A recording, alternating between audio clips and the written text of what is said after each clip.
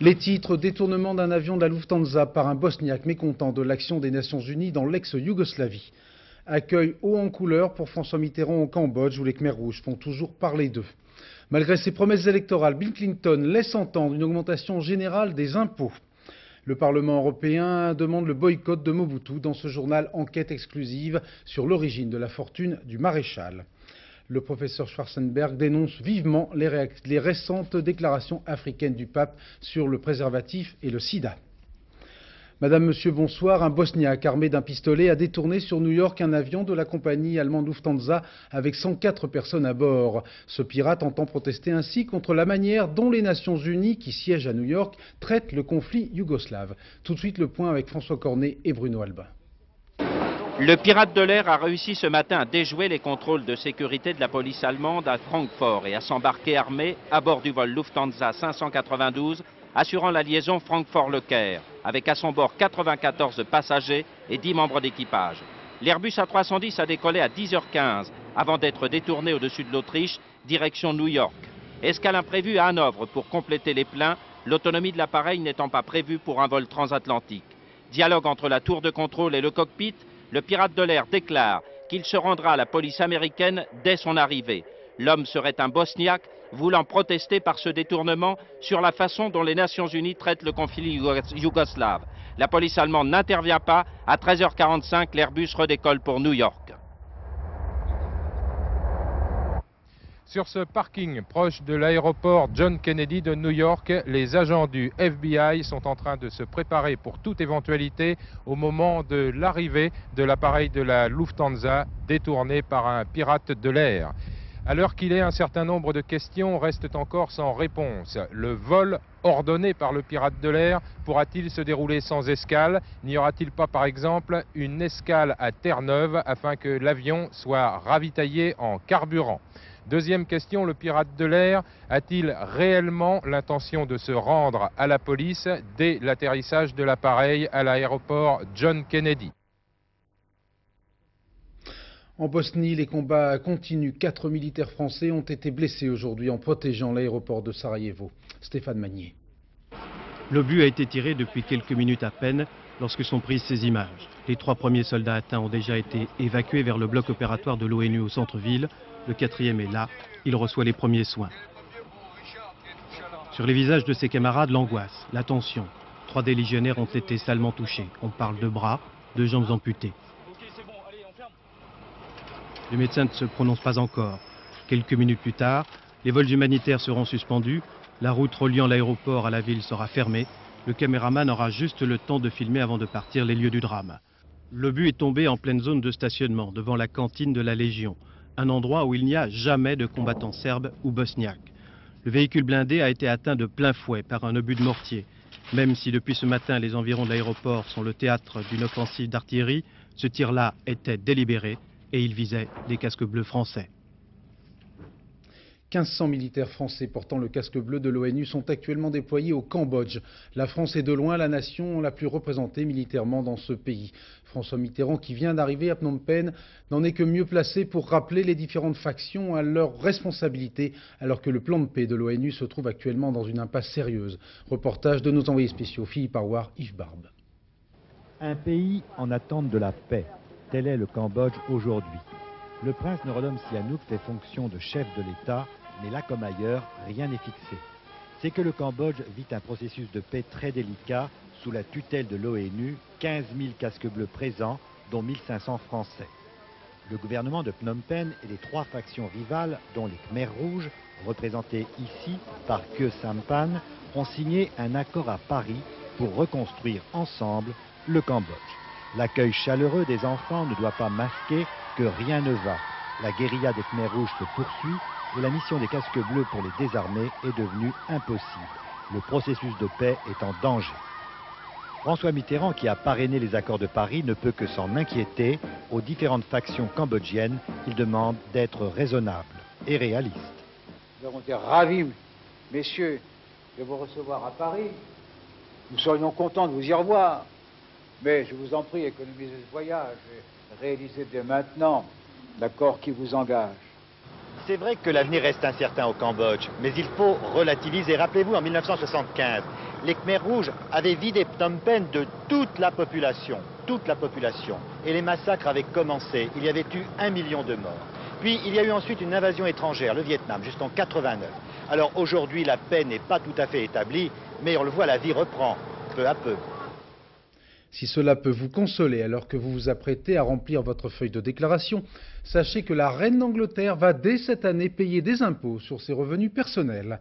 Si cela peut vous consoler, sachez qu'une hausse générale des impôts pend au nez des Américains. Bill Clinton, qui avait pourtant promis pendant la campagne électorale il y a quelques semaines de réduire les impôts pour la classe moyenne, a apparemment changé d'avis.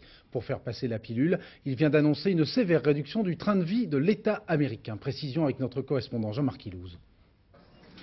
Chose promise, chose due, 3 semaines après son accession à la Maison-Blanche, le populiste Clinton a donc dégainé son stylo pour s'attaquer aux dépenses de l'État.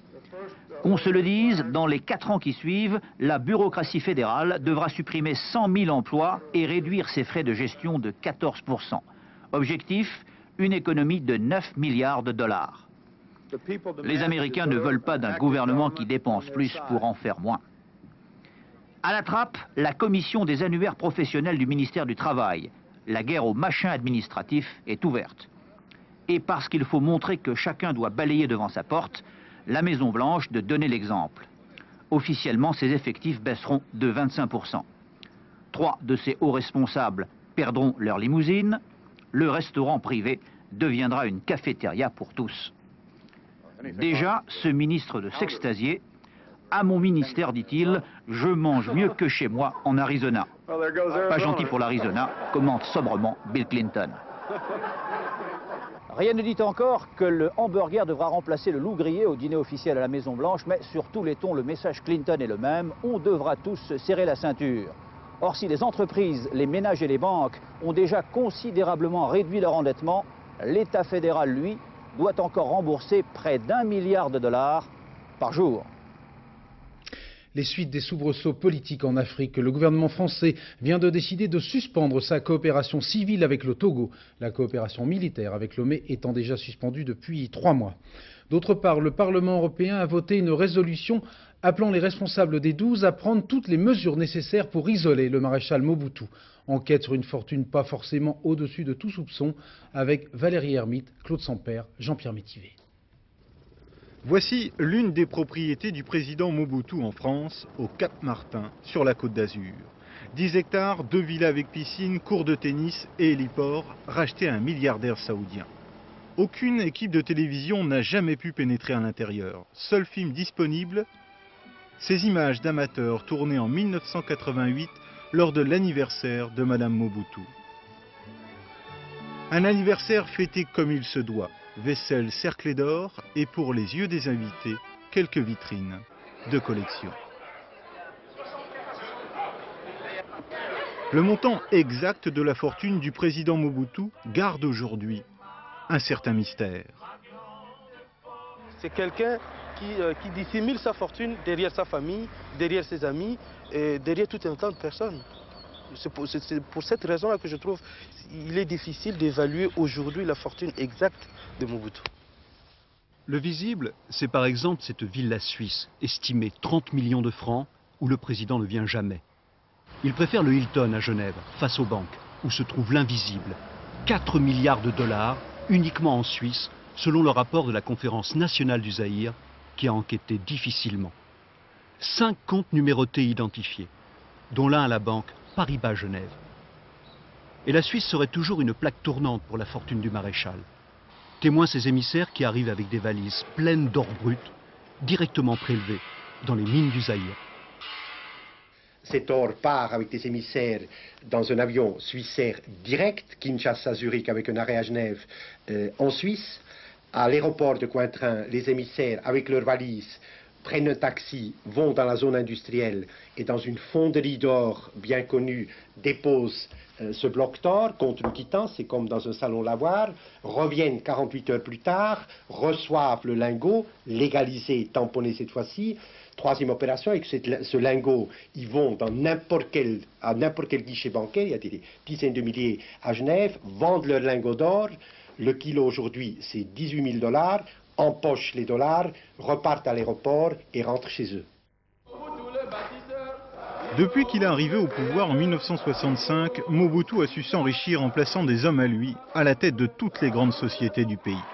Aujourd'hui, la France, les États-Unis et la Belgique menacent de bloquer sur leur territoire les biens du maréchal, une mesure réclamée avec insistance par les opposants. On doit prendre ces mesures immédiatement, sans délai, sans quoi reste des pressions verbales et Mobutu est insensible aux pressions verbales. S'il était décidé, ce gel des avoirs ne toucherait en fait que la part visible de la fortune du maréchal, comme ce château belge. La part cachée, celle des coffres suisses, resterait, elle, à l'abri. Alors que l'Iran célèbre aujourd'hui dans la liesse populaire le 14e anniversaire de l'instauration du régime islamiste, Salman Rushdie fêtera dimanche un anniversaire beaucoup plus lugubre. Cela fera exactement 4 ans que l'écrivain britannique a été condamné à mort par un décret de l'ayatollah Khomeini. Depuis 4 ans, l'auteur des versets sataniques vit donc caché sous la protection des services secrets britanniques. It's difficult. It's quite difficult to talk on television about pain, you know, but because it sounds awful most of the time, but it is, I mean, it has been, there's one way of answering the question, which is to say, you know, I'm fine. And most of the time that's what I say even to myself, because it's, you know, that's useful. But actually it's been, you know, it's been hell. And I mean, I've always been a very gregarious person when I'm not sitting in the room. And that's, you know, for me, more of a loss than it might be to some people. But really, I mean, you know, the physical conditions of this, you know, vary, and sometimes have been worse than at other times, and etc. But that hasn't been the problem, really. I mean, although there's been stress, and it's been at various times quite alarming. But the real problem is, you know, is inside, because what's happened is a kind of, I mean, it's sort of torn apart everything I thought about everything, really. La longue interview dont vous venez de voir un extrait a été diffusée ce soir à l'occasion d'une cérémonie organisée par la Ligue des droits de l'homme à la Grande Arche de la Défense à Paris. Cérémonie à laquelle se sont associés, avec un courage qu'il faut saluer, un certain nombre d'artistes et d'intellectuels iraniens. Je vous signale d'autre part que Christine O'Krent diffusera tout à l'heure dans Le Soir sur la 3 une interview exclusive de Salman Rushdie. Intervention musclée du professeur Schwarzenberg au Parlement européen de Strasbourg. Le cancérologue s'est indigné des propos tenus en Afrique par le pape au sujet du sida. En Afrique centrale, 7 à 10% de la population est contaminée par le virus du sida et est donc condamnée à être décimée. La seule protection réside dans l'utilisation du préservatif. Or, récemment, à Kampala, le pape Jean-Paul II a recommandé l'abstinence sexuelle et l'interdiction des préservatifs. Ces déclarations sont irresponsables et rendent celui qui en est l'auteur coupable de non-assistance à personne en danger. Je demande que notre Assemblée élève solennellement une protestation contre ces déclarations. C'est un faux procès qu'on fait au pape en disant que les propos qu'il tient contribuent au développement de la maladie. Non. C'est complètement faux de dire ça, puisque que dit le pape? Je le répète, il dit vous pouvez, l'un des moyens vertueux, je précise, d'éviter la maladie, c'est la fidélité et l'abstinence. Eh bien, de fait, les gens qui seront fidèles et qui s'abstiendront d'avoir des relations en dehors du mariage, de fait, ne contribuent pas à diffuser cette maladie. L'affaire Botton, suite avec l'annonce aujourd'hui du placement sous contrôle judiciaire de Patrick Poivre d'Arvor, inculpé, vous le savez, la semaine dernière de recel d'abus de biens sociaux, contrôle judiciaire assorti d'un versement d'une caution de 150 000 francs et de l'interdiction faite aux journalistes de rencontrer l'épouse de Pierre Botton. Décision qui a provoqué l'étonnement, entre guillemets, des avocats du présentateur de La Une, qui ont immédiatement interjeté appel de cette ordonnance du juge. Question, combien y a-t-il eu, à votre avis, d'écoutes téléphoniques en France en 91? Réponse, 8891. Je parle bien sûr des écoutes administratives et judiciaires autorisées, légales. En présentant son premier rapport annuel, le président de la commission de contrôle des interceptions téléphoniques a affirmé que la loi actuelle était bonne, mais pas suffisante. Valérie Gagé.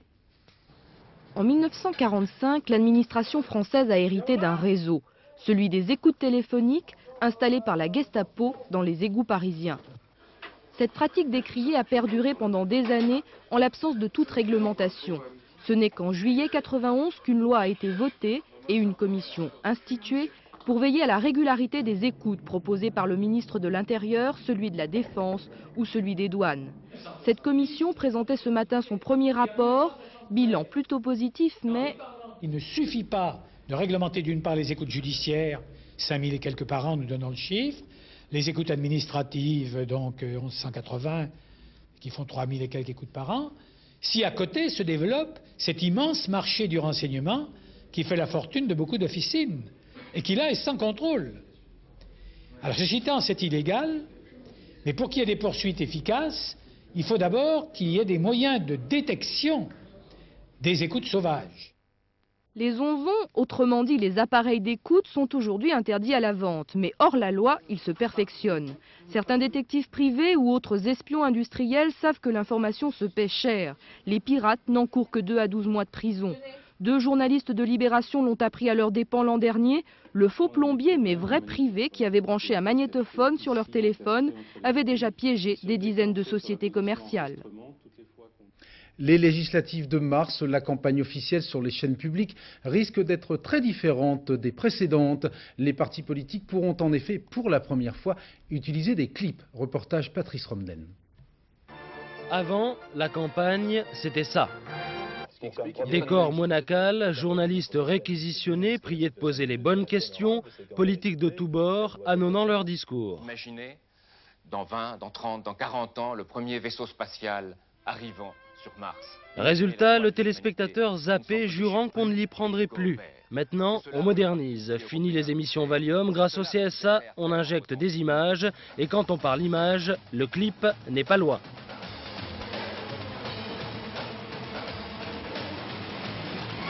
La France a déjà versé dans le genre, mais pas à la télé. Aujourd'hui, elle ose, horreur, danger d'américanisation. L'américanisation, ça veut dire quoi? L'américanisation, c'est la superficialité.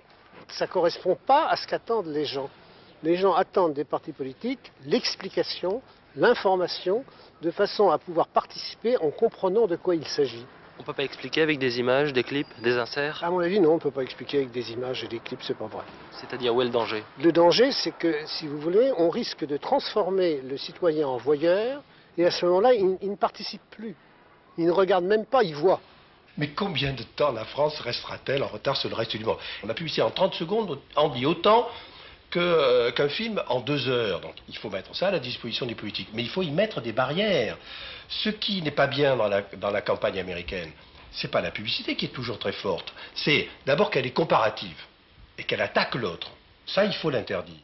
Aux États-Unis, Bush débusquait Clinton sur le thème « Un homme, 2 discours » et vice-versa. Ross Perot, lui, s'offrait des clips à grands coups de dollars. En France, on reste courtois, mais on fait en fonction de son porte-monnaie et du temps d'antenne dont on dispose. Ceux qui sont représentés à l'Assemblée se partagent le gâteau, les autres ramassant les miettes, 7 minutes chacun. La campagne des législatives, pour l'instant sous les préaux des écoles. Jacques Chirac a réaffirmé hier soir à Dijon qu'il n'était pas intéressé par le poste de Premier ministre de la cohabitation. De son côté, Michel Rocard a commenté le programme commun RPR-UDF présenté hier en déclarant « La droite a déjà prévu de ne pas respecter ses promesses ». Chômage, retraite, fiscalité, monnaie, Europe et bien d'autres, tous ces thèmes de campagne seront débattus ce soir sur France 2 à l'occasion de notre première grande émission préélectorale, audition publique, émission présentée par Paul Amar qui va nous donner maintenant le mode d'emploi. Paul ? Oui Bruno, eh bien cette audition publique n'aura rien d'un clip ce soir. Ce sera une vraie émission, un vrai débat qui opposera pendant 1h30 en direct et en public les cadets de la classe politique. À gauche, Martine Aubry, Elisabeth Guigou, Dominique Strauss-Kahn. À droite, Alain Juppé, Gérard Longuet, Edmond Alphandéry. Au milieu, Brice Lalonde. Et sur les côtés, aux extrêmes, Philippe Herzog, représentant du Parti communiste, et Karl Lang, secrétaire général du Front National. Ce sont ces cadets qui ont présenté hier ou critiqué la plateforme de l'opposition. Cette confrontation est donc opportune. Ils sont en situation ce soir. France 2 l'est également, avec ce premier face-à-face contradictoire qui portera notamment sur le programme commun de l'opposition. Mais nous ferons tout pour éviter de faire de ce débat un huis clos politique. Il y aura des Français sur le plateau, ils diront leur espoir ou leur angoisse. Il y en a qui travaillent, d'autres pas. Les téléspectateurs seront également mis à contribution. Ils pourront nous appeler grâce au Minitel 36 15 France 2 tout au long de cette audition publique. Ils nous ont d'ailleurs appelés depuis une dizaine de jours et nous avons reçu des milliers et des milliers d'appels. Un chiffre révélateur de l'intérêt qu'ils portent aujourd'hui à la politique, en tout cas à cette politique, un intérêt aussi révélateur sur les thèmes qu'ils souhaitent nous voir aborder. Que nous demandent-ils? De parler du chômage, des retraites, des impôts, des salaires, du logement, de l'Europe ou de l'agriculture. Eh bien, c'est ce que nous ferons sur France 2 avec Arlette Chabot, Véronique Auger et Albert Duroy. Nous espérons que les hommes politiques, les 9 qui seront sur ce plateau, répondront également à cette attente. Ils auront le droit de le faire vivement. Nous n'allons pas les anesthésier, bien au contraire. L'ambition d'audition publique, c'est de réhabiliter le débat politique, entre eux évidemment, mais aussi et surtout entre eux et les Français. À tout à l'heure, 20h50 sur France 2. Merci, rendez-vous est pris. On connaissait Urba, on connaissait la sagesse, voici maintenant l'ORCEP, un organisme associé au Conseil régional du Nord-Pas-de-Calais. Un certain nombre d'élus socialistes, mais aussi un communiste, sont mis en cause pour un trou de 17 millions de francs dans la comptabilité de cette association. La comptable a déjà été inculpée et écrouée, une affaire qui fait pas mal de vagues dans le Nord-Pas-de-Calais. Reportage de notre correspondante Nathalie Dolé. Un quotidien régional vient donc de publier des révélations bien embarrassantes pour une quinzaine d'élus et de fonctionnaires territoriaux. L'ancienne comptable de l'ORCEP, un organisme satellite du Conseil régional chargé d'action culturelle, accuse plusieurs proches de Michel Delbar et de Noël Joseph, ex-président de la région. La comptable elle-même inculpée et écrouée pour détournement de fonds révèle des salaires et des indemnités non justifiées, de fausses subventions et des dépenses somptuaires. Un audit avait déjà montré des irrégularités de gestion qui avaient abouti à un déficit de 18 millions de francs et à la mise en liquidation judiciaire. Aujourd'hui, les socialistes du Nord sont nommément mis en cause. Est-il acceptable que la bonne foi de l'inculpé soit considérée comme acquise et que de ce fait, la liste exhaustive de personnes mises en cause apparaisse publiquement? La nouvelle présidente verte de la région a quant à elle rappelé que cette dernière affaire, au parfum de scandale, ne changeait rien à son alliance avec les socialistes. Voilà le résultat des majorités confortées. Quand on a une majorité confortée, on fait ce qu'on veut, quand on veut, et on n'a pas de compte à rendre. Quand on n'a pas de compte à rendre, même si on ne suit pas les procédures de délibération, de mission, de remboursement, de justificatif de facture, etc., on n'a pas à s'embarrasser de tout ça. Le juge d'instruction chargé du dossier de la comptable devrait élargir le champ de ses compétences. L'histoire de l'ORCEP ne fait que commencer. Les seins au silicone sont-ils cancéreux? Réponse des spécialistes réunis en congrès à Paris ces jours-ci, non. Au contraire, les femmes porteuses de ces prothèses semblent avoir moins de cancer ou de récidives que les autres. Florence Bouquilla, Bernard Rappé. L'affaire des prothèses. Elle prend naissance l'an dernier aux États-Unis. L'administration américaine suspend provisoirement les implants mammaires en silicone. Le gel qui les constitue est accusé de provoquer des allergies, voire même des cancers du sein. La France et d'autres pays européens emboîtent aussitôt le pas aux Américains. Les implants mammaires en silicone sont mis en quarantaine. Et pendant ce temps, c'est l'angoisse pour des milliers de femmes auxquelles on a posé ce type de prothèse après un cancer du sein ou par souci esthétique. Qu'elle se rassure donc, selon la Société européenne de mastologie, rien ne permet aujourd'hui de dire que le gel de silicone crée des allergies internes. Quant au cancer du sein, ces récidives seraient même moins fréquentes chez les femmes porteuses de telles prothèses, sans doute parce qu'elles bénéficient d'un suivi médical très régulier, mais aussi parce que l'impact psychologique lié à ce type d'opération reste très important. Ces femmes qui retrouvent une apparence normale grâce à cette prothèse très performante se sentent reconstruites. Une reconstruction aujourd'hui exclusivement proposée pour raisons médicales en France comme aux États-Unis. Les 80% de patientes torturées par un unique souci d'esthétique devront donc se contenter de prothèses d'un autre type. Les experts de l'INSEE ont fait et refait leurs additions. La France métropolitaine comptait au 1er janvier 57,5 millions de sujets, sans compter bien sûr les sujets de mécontentement. Précisément, une polémique a éclaté à Sallanches, en Haute-Savoie, en raison du non-paiement de la cantine scolaire par certains parents. Reportage Françoise Vallée. La directive est arrivée dans toutes les écoles de la ville. Concernant les repas impayés de la cantine, elle est claire. Il a été décidé d'isoler les enfants dans une salle et de leur donner à manger du pain et de l'eau. C'est l'élu chargé de la gestion des cantines qui a fait les comptes. Plus de 14 000 francs d'impayés en 91-92. Selon elle, il était urgent de réagir. Vous autorisez à un, pourquoi pas aux autres? Et on vit dans une société qui est celle-là, c'est-à-dire après tout les impayés, tant pis, ceux qui travaillent, les laborieux, ceux qui payent ce qu'ils doivent, ils peuvent bien payer pour les autres qui dans le fond veulent profiter des systèmes. Moi je m'insurge contre ça. Et je trouve que c'est pas du tout normal que chacun paye ce qu'il doit. S'il y a de la difficulté, il y a des aides. À 25,40 francs le repas, cela fait une petite somme à la fin du mois. Certes, les mauvais payeurs existent, mais les familles démunies aussi. Dans les deux cas, les enfants n'y sont pour rien. La méthode a été durement ressentie. Obligatoirement, nous la trouvons inacceptable. Elle n'est absolument pas acceptable et elle est scandaleuse. Je crois qu'il y a un problème grandissant, une misère qui commence à arriver dans un pays qui était très riche et qui était épargné jusqu'à maintenant. Et il faut absolument qu'on arrive à avoir des structures sociales pour accueillir les enfants en difficulté et les personnes adultes qui connaissent actuellement le chômage et qui ont également des difficultés actuellement. Réputée riche, la Haute-Savoie découvre que, comme beaucoup d'autres départements, elle n'échappe pas à la crise. Le problème des mariages blancs, le tribunal des référés de Toulouse a finalement donné raison au maire de la ville, Dominique Baudis, en indiquant qu'il n'y avait pas voie de fait dans l'affaire qui l'avait opposé à un couple franco-marocain. Le maire de Toulouse a écrit avant-hier au Premier ministre pour lui demander la mise en place d'un groupe de travail précisément sur ces mariages de complaisance. À Metz, l'avocat général a requis la réclusion criminelle à perpétuité contre Christian Giacchetto, accusé du viol et du meurtre de la petite Christelle. Même peine requise à Montauban, cette fois la perpétuité, à l'encontre de 3 des 4 marginaux accusés d'avoir massacré 6 squatteurs. Je vous propose maintenant de partir à la découverte de la domotique, autrement dit de l'utilisation de l'électronique pour offrir des services nouveaux à domicile en matière de confort, de communication ou encore de sécurité. Une expérience grandeur nature vient d'être lancée dans un quartier HLM de Louviers et de Gaillon dans l'Eure. Reportage Jean Pézieux, Daniel Lefebvre. Bonjour, j'espère que vous avez toutes et tous passé un excellent week-end.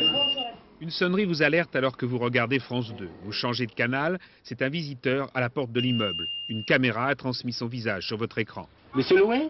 Oui. Entreprise de peinture Pradia. Je vous ouvre. La rénovation de cet immeuble HLM a conduit son gestionnaire, le GIREP, à le doter de nouveaux canaux, 2 télés et 2 domotiques. Les locataires ne paient rien. On leur demandera 20 francs par an seulement quand le système sera rodé. Coût du système Chimène, 4 300 francs par logement. C'est le gestionnaire qui l'a financé. Mais il y trouve son compte grâce aux économies de gestion. La nouveauté du système, c'est le rôle majeur de l'écran télé. Sur le 4 images en bas, les parkings, en haut à gauche la porte d'entrée, à droite l'aire de jeu avec une caméra pour chaque image. Simple aussi l'alarme. Le locataire compose un code pour l'activer. L'alarme sonne chez le gardien. À l'avenir, elle pourra être répercutée sur une centrale extérieure. Coût 50 francs par mois pour le locataire cette fois. Dans toutes les expériences, il faut toujours des cobayes et on s'y prête volontiers. La domotique, pour certains, c'est un mot qui fait peur. Oui. Non, nous, il n'y a pas de problème. On a intégré ça dans notre vie quotidienne. Surveillance sur le premier canal, messagerie sur le second. Ici, une offre d'emploi de la NPE. Martine, en stage lundi, cherche quelqu'un pour s'occuper de sa fille. Elle s'adresse au gardien qui affiche son message. Dans l'avenir, les messages pourront être vus par des centaines de locataires. La solidarité sur petit écran. Plusieurs centaines de logements vont être domotisés cette année avec ces systèmes grand public. Coup d'envoi à l'équipement de 40 000 logements HLM d'ici à 1997. Raymond Lévy vient de remettre au Premier ministre le rapport demandé sur les biocarburants. L'ancien patron de Renault n'est pas très enthousiaste apparemment. Selon lui, le pétrole vert a peu d'avantages sur le plan énergétique et économique et guère d'impact sur l'environnement. Reportage Sophie Jouve, Bernard Puisseux. Les carburants verts tiennent-ils la route? Aujourd'hui, la réponse est de moins en moins évidente. D'un côté, le gouvernement souffle le chaud. Il s'est engagé ce matin à subventionner les producteurs de colza, mais aussi à convaincre les collectivités locales de faire rouler leurs bus au diester. Beaucoup plus discrète, la sortie du rapport Lévy. L'ancien président de Renault se refuse à tout commentaire. Mais une chose est sûre, il est loin de chanter les louanges des carburants verts. Leur seul intérêt, apporter une aide aux campagnes, mais ils ne sont pas du tout compétitifs. L'alcool de betterave demande trop d'énergie pour sa production. Quant au colza, filière plus intéressante, il reste 3 fois plus cher que le pétrole. Un verdict qui soulève la colère des agriculteurs.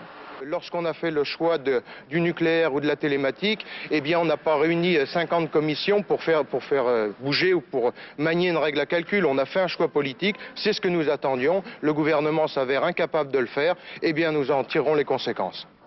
Un rapport est un rapport. Les agriculteurs n'ont pas dit leur dernier mot.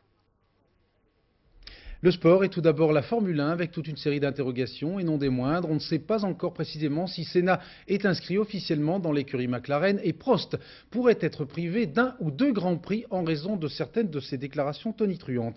Précision avec Laurent-Frédéric Bollet. Oui, décidément, la Formule 1 collectionne les affaires avec une étonnante obstination. Le monde des Grands Prix semble rouler la tête à l'envers. Étrange sort pour un sport fascinant, mais victime de son succès. Ces derniers mois ont ainsi vu l'affaire Mansell, le champion du monde 92 sacrifié par son écurie au profit de Prost et qui s'exile aux États-Unis. Mais depuis ce matin, il y a aussi une affaire Prost. Le Français, après son année sabbatique, doit obtenir une super licence pour recourir en Formule 1. Or, le président de la FISA ne souhaite pas la lui donner. Prost, jugé trop critique à l'égard du pouvoir sportif, est menacé de ne pas courir en 93. L'affaire Prost qui fait suite à l'affaire Williams. Le constructeur britannique a oublié d'inscrire dans les délais ses 2 voitures pour le championnat à venir. Incroyable mais vrai, l'écurie championne du monde n'est pas sûre de pouvoir concourir cette année. Et ce, d'autant plus qu'il y a l'affaire Benetton, l'écurie italienne qui rechigne à accepter le retour des Williams sur les circuits, là où il faudrait l'unanimité. Tout cela sera débattu demain à Londres, sous l'égide de Max Mosley. A signaler aussi l'affaire Ligier, revendue il y a 3 mois au financier Cyril de Rouvre, et puis l'affaire Ferrari. Ferrari qui s'élève contre les coûts sans cesse croissants de la technologie en Formule 1 et qui menace ni plus ni moins de renoncer au Grand Prix en 94. Enfin, une affaire McLaren ne semble pas loin. McLaren qui a inscrit comme pilote Andretti et Häkkinen. Or, Ayrton Senna prétend que lui aussi est inscrit chez McLaren. La Formule 1 ou l'univers du poker menteur. En championnat de France de football, le Marseille a repris hier sa marche triomphante vers un éventuel 5e sacre consécutif de champion. Thierry Clopo. Le grand bénéficiaire de cette soirée est sans conteste l'OM. 3-1 au Havre pour les Marseillais. Le premier but signé Sielen Boksic après une mésentente entre le gardien Pifto et un défenseur havrais. C'est le 11e but du Croate cette saison en championnat de France. L'OM qui se sent pousser des ailes. Deuxième mi-temps, débordement de Pelé, centre pour Franck Sauzé. Un tir de 25 mètres qui fait mouche. Tir légèrement dévié, on le voit ici au ralenti. Pifto est battu. Fin de match, Jean-Marc Ferreri, rentré en cours de jeu, s'échappe sur l'aile gauche. Une belle vista, balle placée de l'intérieur du pied. 3-0 pour l'OM qui tient là sa 4e victoire d'affilée. Le but de Bruno Roux, l'attaquant havrais, marqué à la 88e minute, ne changera rien à l'affaire. Score final 3-1 pour l'OM. Autre résultat, nouvelle défaite de la GECR à domicile 3-0 face à Sochaux. SR qui n'a pas gagné depuis 6 matchs au classement général. Marseille rejoint l'AS Monaco justement tête du championnat à 1 point des leaders, le Paris Saint-Germain. Les ballets Moïseyev sont de retour au Palais des Sports à Paris sous la direction d'un jeune patron de 87 printemps. Cette troupe entre dans sa 56e année d'existence. Savant mélange d'anciens et de nouveaux, les ballets Moïseyev restent la troupe folklorique la plus connue de la planète. Reportage Didier Eppelbaum, Jean Cornu. Il y a bien longtemps, les ballets Moïseyev glissaient déjà langoureusement sur les lacs glacés imaginaires de Moscou. Aujourd'hui, c'est pareil, en beaucoup plus enlevé. Mais Moïseyev, c'est surtout le folklore. C'est aussi un langage aux accents désuets qui rappelle le temps où l'on parlait de cette source de toutes les vertus, le peuple. Nous faisons la même chose que font les compositeurs qui prennent les thèmes de la musique au peuple, ils les redonnent au peuple, mais sur l'autre niveau, sur le niveau plus haut. Célébration des travailleurs, ouvriers, paysans et soldats des peuples du monde, les ballets Moïseyev peuvent apparaître comme un musée vivant. Mais c'est aussi une école, des centaines de danseurs, peut-être 1 millier, sont passés par cette troupe. Lui qui glorifiait l'harmonie des peuples regrette aujourd'hui l'éclatement de l'Union soviétique. Tout est déchiré.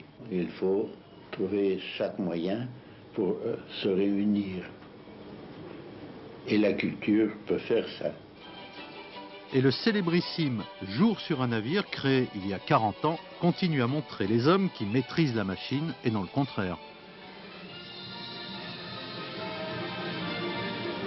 Moïseïev nous fait faire un tour du monde qui passe par la Finlande, l'Argentine, la Crimée ou l'Ouzbékistan.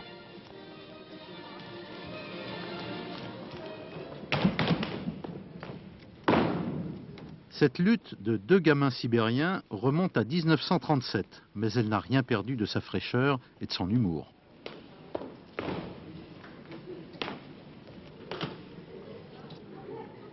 La surprise, c'est aussi l'un des secrets de la plus célèbre des troupes folkloriques.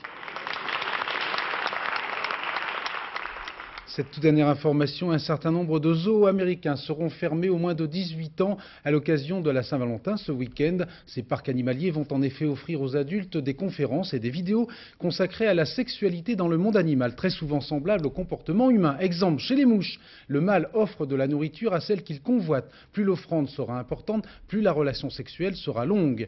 Je vous quitte car j'ai invité une copine à dîner. Auparavant, je vous rappelle votre rendez-vous avec notre premier débat préélectoral, audition publique, à 20h50, vers minuit, dernier journal en compagnie de Philippe Lefebvre. Bon anniversaire à Serge Lama, un demi-siècle aujourd'hui, bonne fête au Adolphe. Dans quelques secondes, la météo de Laurent Romeshko avec un peu plus de soleil au nord, ce n'est pas trop tôt. Excellente soirée, merci, à demain.